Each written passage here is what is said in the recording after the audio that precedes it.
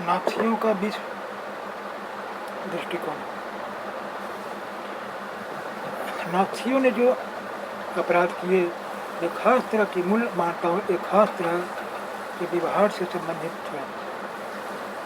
नाथी विचारधारा हिटलर के विश्व दृष्टिकोण का पर्यायवाची था।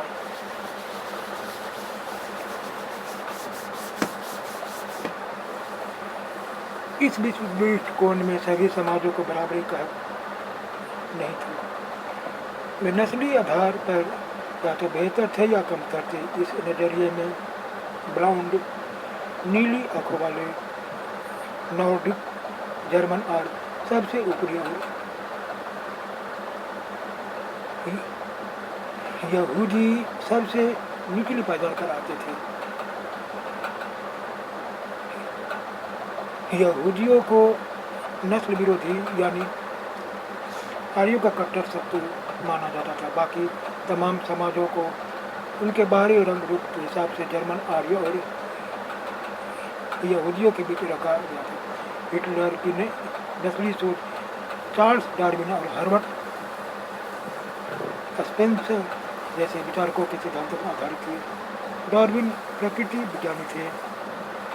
उन्होंने विकास और प्राकृतिक चयन की अवधारणा के जरिए पौधे और पशु की उत्पत्ति की व्याख्या का प्रयास किया था। बाद में हर्बर्ट स्पेंसर ने अति जीविता का सिद्धांत, जो सबसे योग्य है वही जिंदा बचेगा, यह विचार दिया।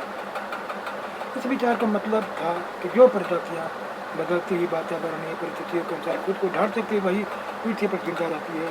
यहाँ हमें इस बात का ध्यान रखना चाहिए कि डार्विन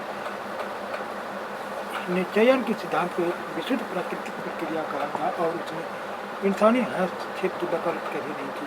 लेकिन नस्लवादी विचारकों और राजनेताओं ने पराजित समाजों पर अपने साम्राज्यवादी शासन को सही ठहराने के लिए डार्विन के विचारों का सहारा लिया।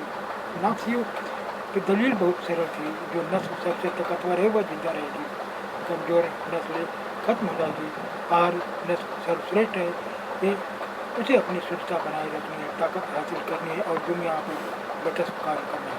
हिटलर की विचारधारा का दूसरा पहलू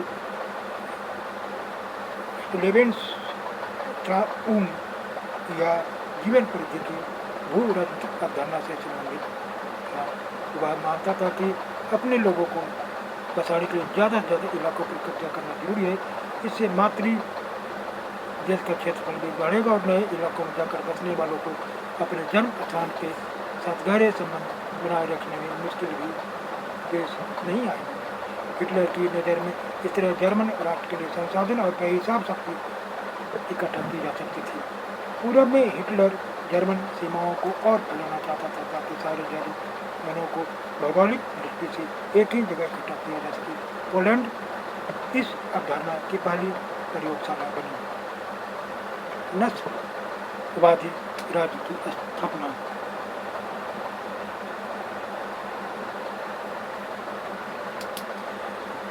सत्ता में पहुंचते ही नाथियों ने शुद्ध जर्मनों के विशिष्ट नस्ली समुदाय की स्थापना के सपनों को लागू करना शुरू कर दिया।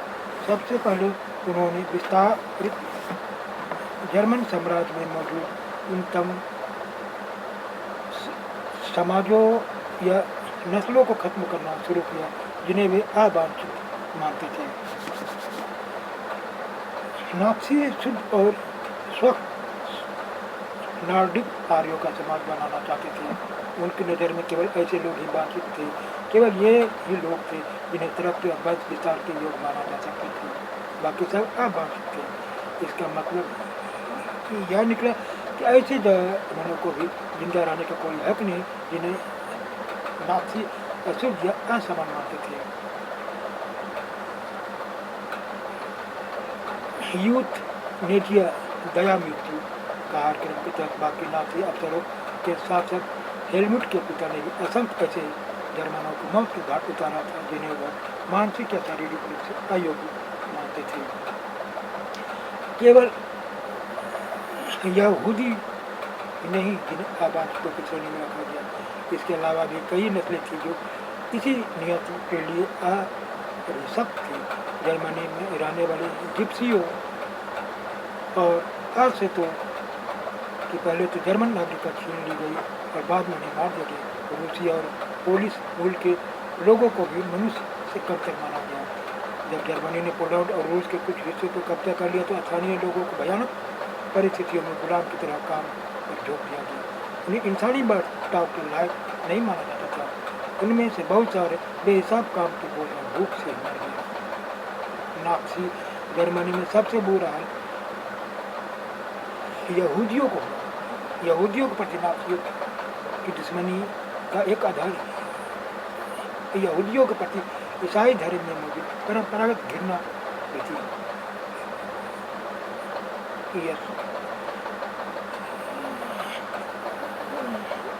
ईसाइयों को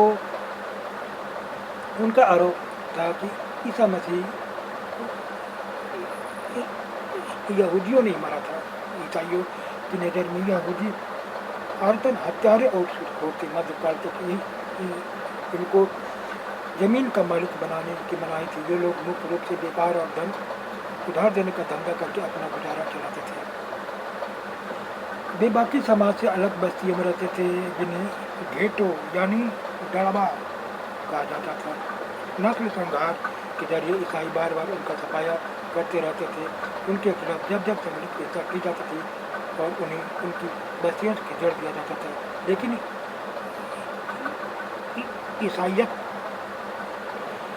ने उन्हें बचने का एक रास्ता भी दिया हुआ था। यह धर्म परिवर्तन का रास्ता आधुनिक काल में बहुत सारे यहूदियों ने ईसाई धर्म अपना लिया और जानते बुझते हुए जर्मन संस्कृति में ढल गए। लेकिन यहूदियों के प्रति हिटलर की घृणा तो नस्ल के छद्म वैज्ञानिक सिद्धांत पर आधारित थी। इस नफरत में यहूदी समस्या का हल धर्मांतरण से नहीं निकल सकता। हिटलर की दृष्टि में इस समस्या का समाधान सिर्फ एक ही हल था, ये यहूदियों को पूरी तरह ही खत्म कर दिया जाए। सन 1933 से 1938 तक नाज़ियों ने उन्हें तरह तरह से आकांक्षित किया। उन्हें दरिद्र और आजीविका के साधनों से हीन कर दिया और उन्हें शेष समाज से अलग थलग कर डाला। यहूदी देश छोड़कर जाने लगे। 1939-45 के दूसरे दौर में यहूदियों को कुछ खास इलाकों में इकट्ठा करके और पोलैंड में बनाए गए गैस चैम्बरों में ले जाकर मार देने की रणनीति अपनाई गई। नस्ली कल्पना रोग यूटोपिया युद्ध के समय में नाज़ी अपने कातिलाना नस्लवादी कल्पना लोग या आदर्श विश्व के निर्माण में लगे। नरसंहार और युद्ध एक ही सिक्के के दो पहलू बन गए। पराजित पोलैंड को पूरी तरह से तहस नहस कर दिया गया। उत्तर पश्चिमी पोलैंड का ज़्यादातर हिस्सा जर्मनी में मिला लिया गया। पोलैंड के लोगों को अपने घर और माल असबाब छोड़कर भागने के लिए मजबूर किया गया ताकि जर्मनी के कब्जे वाले यूरोप में रहने वाले जर्मनों को वहाँ लाकर बसाया जा सके। इसके बाद पोलैंड वासियों को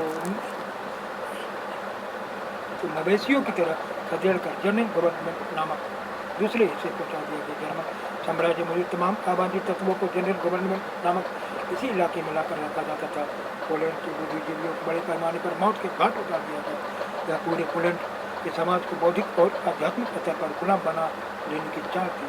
आज जैसे लगने वाले पोलैंड के बच्चों को उनके माँ बाप से खेलकर जात के लिए नस्ल विशेषज्ञ के पास पहुँचा दिया गया।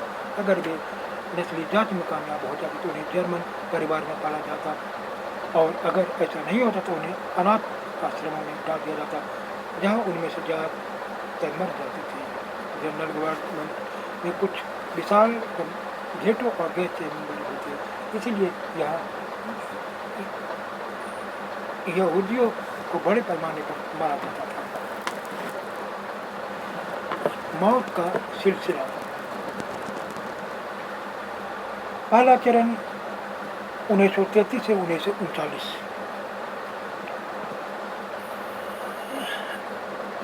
तो न्यूरेमबर्ग नागरिकता अधिकार सितंबर 1935।